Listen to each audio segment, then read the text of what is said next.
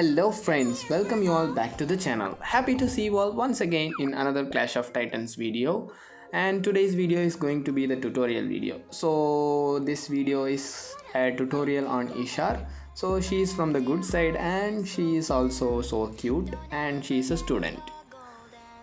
And I need to tell you something guys. So now friends, many of you have asked me for the tutorial of Sinistria. The truth is I have started it few days ago and there was a lot of explanation to do for her. So it will make some time I guess. So friends, please be patient until then.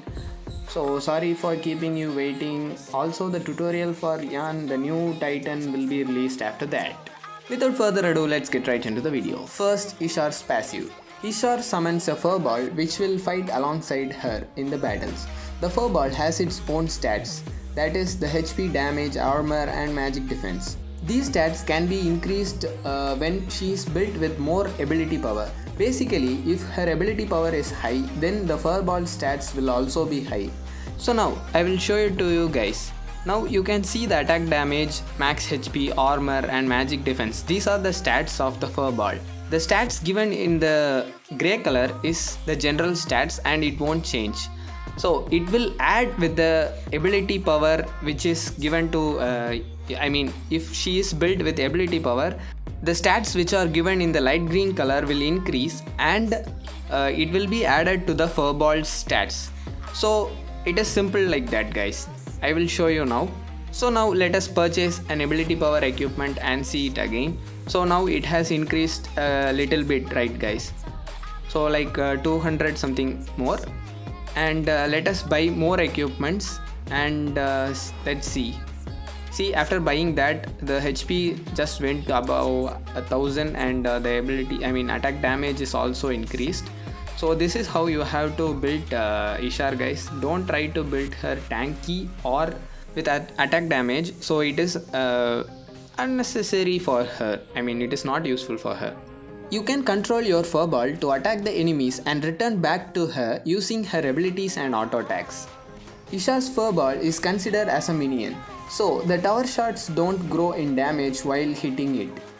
The first attack of the Furball on the enemies deal a max HP percentage damage, which is magic damage. It's more like an enhanced attack. Also, the Furball's every third attack will be an enhanced one. Whenever the Furball goes outside the range of 12 meters, it will return to her automatically. So you can see the distance clearly, which is denoted in a fading white circle. When her Furball dies, it will revive automatically in 15 seconds. When the Furball dies, a cooldown timer will appear above the restore button, which shows the time when the Furball will respawn. The final 5 seconds will be shown at the top of her head.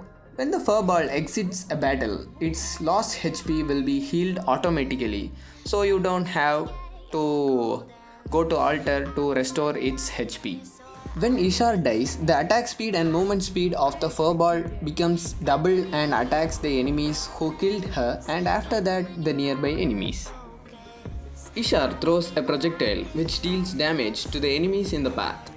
The Furball jumps and hits the first targets got hit by her S1 and reduces the movement speed of the enemy who got the first hit by 50% for 1 second.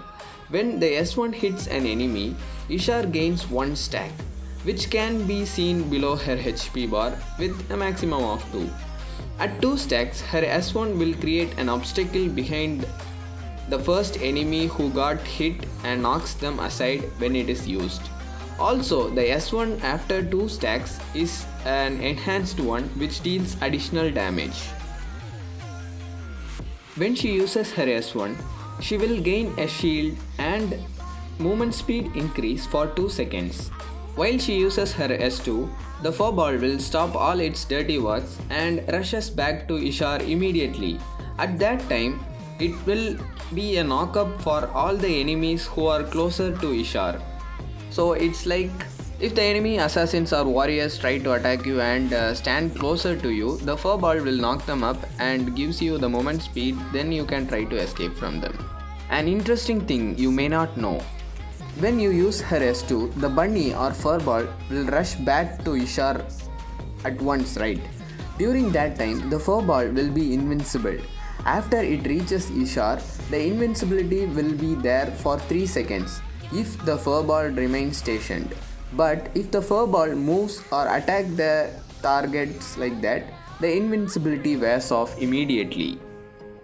Here will occur when her ultimate is casted on the targeted area for 3 seconds. The enemies can't walk through the barrier. Can exit the barrier only with the flicker or with dash abilities. The enemies who touches the barrier will suffer 30% movement speed reduction for 2 seconds. When the ability is casted, the barrier will appear and the Furball jumps on the center of the barrier, dealing damage to all the enemies in that area. And at this time, the attack speed of the Furball is increased by 100% and the Furball will gain a 30% damage reduction, which increases 5% for each enemy nearby. So if all the 5 enemies are nearby her, then it will have around 55% of damage reduction. Now let us look at her builds. So as I said before, if she is built with full ability power, then the Furball stats will also increase. So going on with other equipments like for defense or other equipments and stuffs will be very no, it is not very useful for her. So better try to build her with full ability power. So the first build is the most common build and the build I use for her the most. So it will increase Ishar's ability power a lot, and it will increase the stats of the Furball furthermore. So this build is used when she is in support. So like Ishar is very good at support also. So she has her control abilities and everything, so she can save the marksman and engage a team fight using her ultimate or her S1. So there is lot to her. So if you want to play her in the mid lane, you can play her in the mid lane, and if you need to play her in the support, you can play. So for the support players too, she is very good.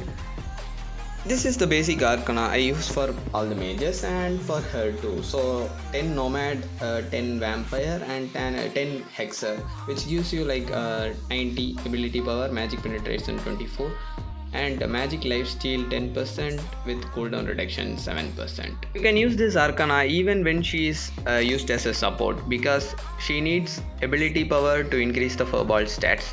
So it is our basic. Coming to the next part is the enchantment, which will gives you extra damage when you deal the first hit. So after that it will have a little cooldown for that. So then it also comes with the enhanced restore and the magical and armor penetration buff. So it will be useful for her. So as I said before, Ishar's bunny will deal additional damage for the first hit, right? So you can use your S1 to poke the enemies by directing the Furball to make the first hit, and you can make it retreat. So that when in team fights they will in low HP and you can take them out easily. Then you shouldn't use her S2 more often. So if the enemies targets you, the S2 is the only thing you can use to escape from them. So if you use it unnecessarily, then there will be no stopping, you will die for sure. Try to use your ultimate when there are many enemies nearby, so it can increase the damage dealt, and also it increases the damage reduction of the Furball a little more. If you want to play her like an assassin, then you have to stay in the brush and wait for the enemies and use your S1 to slow them down, and after that use your S2 to stun them and use your ultimate after that and finish them off. So that if you use this combo perfectly, then the enemy will be one-shotted and you can kill them very easily. So the combo goes like this. Your S1 and the Furball hit will reduce their movement speed by 50%, and then you should get closer to the enemies in a way that your S2 should hit them so that it will stun them for a second, so that your Furball gets more time to attack them and reduce their HP. Then they will be left with around 20 to 35% of HP, and you can finish them off with your ultimate.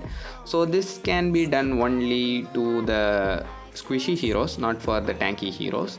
You can use your ultimate to hold the enemies off the tower or on the tower using that barrier. So don't forget that Ishar is a mage, and you should stand back of your team when you are in a team fight.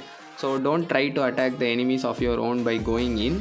and make it worse. So you can deal a lot of damage using the bunny and her S1 ability and ultimate abilities, so make use of it a lot. Your S1 has a very low cooldown and use it to your advantage and deal as much as damage when you are in a team fight and kill the enemies. Her S1 is the most effective ability to control the bunny's movement and targeting.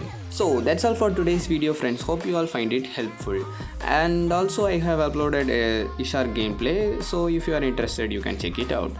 If you need any tutorials for any titans, you can feel free to comment below. So see you all in the next video. Until then, bye bye and have a great day, friends.